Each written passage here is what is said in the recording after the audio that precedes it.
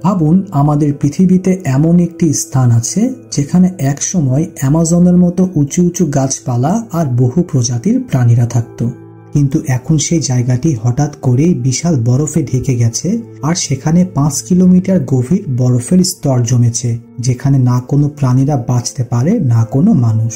আর এই জায়গাটি আমাদের পৃথিবীতে বাস্তবে আছে এবং সেটি হচ্ছে অ্যান্টার্কটিকা, যেটি পৃথিবীর 5ম বৃহত্তম মহাদেশ। 1.5 কোটি বর্গ কিলোমিটার এলাকা জুড়ে বিস্তৃত এই মহাদেশটি পুরোপুরি বরফে ঢাকা, আর এর চারপাশে আছে আর্কটিক মহাসাগর, যা পৃথিবীর সবচেয়ে শীতল মহাসাগর হিসেবে পরিচিত। এই মহাসাগরের পানির তাপমাত্রা থাকে প্রায় -1.8 ডিগ্রি সেলসিয়াস।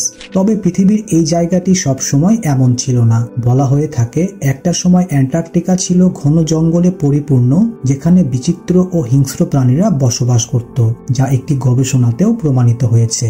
বিজ্ঞানীদের মতে অ্যান্টার্কটিকার বরফের পাহাড়ের নিচে কিছু রহস্যময় জিনিস লুকিয়ে থাকতে পারে, যেমন একটি শহর, এলিয়েনদের বসবাস বা এমন কিছু যা মানুষেরই জানা নেই। আমাদের আরও একটি ভিডিওতে আপনাদের স্বাগতম।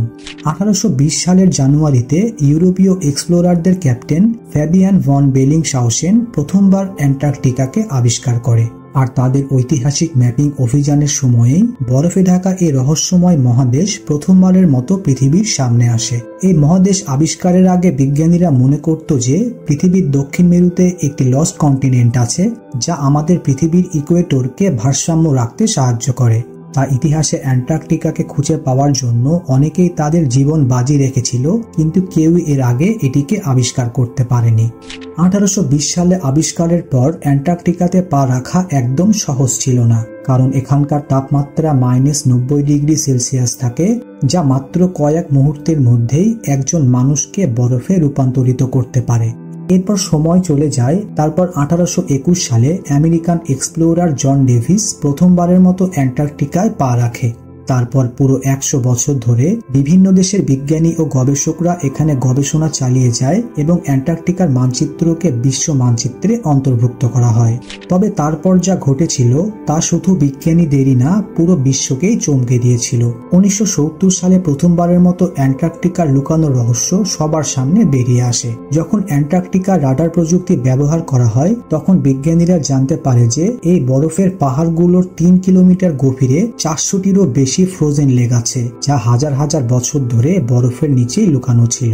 এরপর 1990 সালে অ্যান্টার্কটিকার ভেতর থেকে বিশ্বের সবচেয়ে বড় সাবগ্লেসিয়ার লেকও আবিষ্কৃত হয়েছিল, যা অ্যান্টার্কটিকার বরফের 4 কিলোমিটার গভীরে আছে, যাকে লেক ভস্টক বলা হয়। এই জায়গাটি একসময় ঘন জঙ্গল ও নানা প্রকার প্রাণী দ্বারা পরিপূর্ণ ছিল। এই থিওরিগুলো প্রমাণ করতে 2014 সালে অ্যান্টার্কটিকায় একটি বিশাল গর্ত খোঁড়া হয়েছিল, যার গভীরতা ছিল 3.7 কিলোমিটার। যখন এই জায়গায় ড্রিল করে বরফের স্যাম্পল সংগ্রহ করা হয়, তখন বিজ্ঞানীরা সেই স্যাম্পলে এমন ছোট ছোট মাইক্রো অর্গানিজমের একটি পুরো ইকোসিস্টেম পায়, যা বহু বছর ধরে বরফের মধ্যে ঢাকা থাকা সত্ত্বেও জীবিত ছিল। গবেষণার পর জানা যায় যে এই মাইক্রো অর্গানিজমগুলো সূর্যের আলো ছাড়াই মিথেন ও অ্যামোনিয়ামকে শক্তি হিসেবে ব্যবহার করে গ্রো হচ্ছিল, যা এখানে জীবনের অস্তিত্ব থাকার সরাসরি প্রমাণ। এছাড়া অক্টোবর 2021 সালে ব্রাজিলের এক গবেষক দল অ্যান্টার্কটিকার জেমস রস দ্বীপ থেকে 75 কোটি বছর পুরানো চারকোলের একটি টুকরা আবিষ্কার করে। এই চারকোলের টুকরা প্রমাণ করে যে হাজার হাজার বছর আগে এখানে ঘন বন ছিল, যেখানে ওয়াইল্ড ফায়ারও দেখা যেত। কিছু বিজ্ঞানীদের মতে কোটি কোটি বছর আগে অ্যান্টার্কটিকা একটি ঘন রেইন ফরেস্টের মতো ছিল, যেমনটা আজকের অ্যামাজন জঙ্গল। এই থিওরির প্রমাণও পাওয়া গেছে 1986 সালে, যখন অ্যান্টার্কটিকার বরফের নিচ থেকে ডাইনোসরের ফসিল আবিষ্কৃত হয়। অর্থাৎ যখন অ্যাস্ট্রয়েডের আঘাতের ফলে ডাইনোসরেরা বিলুপ্ত হয়ে যায়, তখন অ্যান্টার্কটিকা সুপার কন্টিনেন্ট গোন্ডোয়ানা ল্যান্ডের অংশ ছিল, যা অ্যাস্ট্রয়েডের আঘাতের পর ধীরে ধীরে দক্ষিণ মেরুর দিকে সরে যেতে শুরু করেছিল। লেডিলাস জাবো নামের একজন লেখক অ্যান্টার্কটিকা সম্পর্কে একটি বই লিখেছিলেন, যার নাম ছিল অ্যান্টার্কটিকা এক্সপ্লোরেশন। তিনি এই বইয়ে দাবি করেছিলেন যে অ্যান্টার্কটিকায় হিটলারের গোপন মিলিটারি বেজ আছে।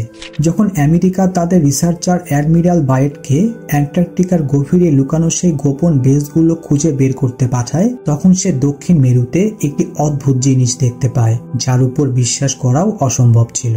এই বইয়ে বলা হয়েছে যে অ্যাডমিরাল বায়েডের মৃত্যুর পর তার ছেলের কাছে একটি গোপন ডায়েরি পাওয়া যায়, যেখানে সে তার সমস্ত মিশনের গল্প লিখেছিলেন। যখন সে তার এয়ারক্রাফট নিয়ে একটি বিশাল আকারের গর্তের ভেতরে প্রবেশ করে, তখন সে চারপাশে লাখো প্রকারের গাছপালা এবং সবুজে ভরা একটি এলাকা দেখতে পায়। কিন্তু যখন সে গর্তটি পেরিয়ে যায়, তখন সেখানে একটি সম্পূর্ণ শহর দেখতে পায়, যেখানে মানুষও বসবাস করছিল।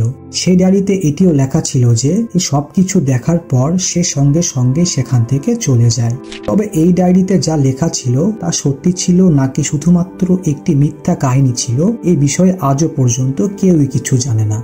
এখন প্রশ্ন হলো, কিভাবে অ্যান্টার্কটিকা গ্রিনল্যান্ড থেকে বরফের পাহাড়ে পরিণত হলো?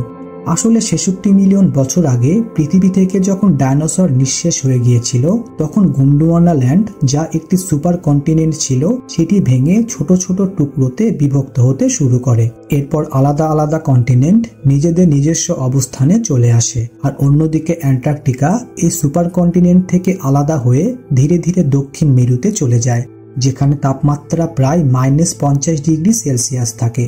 আর এই কারণেই অ্যান্টার্কটিকা ধীরে ধীরে বরফে পরিণত হতে থাকে। আশা করছি আমাদের এই ভিডিওটি আপনাদের ভালো লেগেছে, আর আপনাদের ভালো লাগাটাই আমাদের মুখ্য উদ্দেশ্য।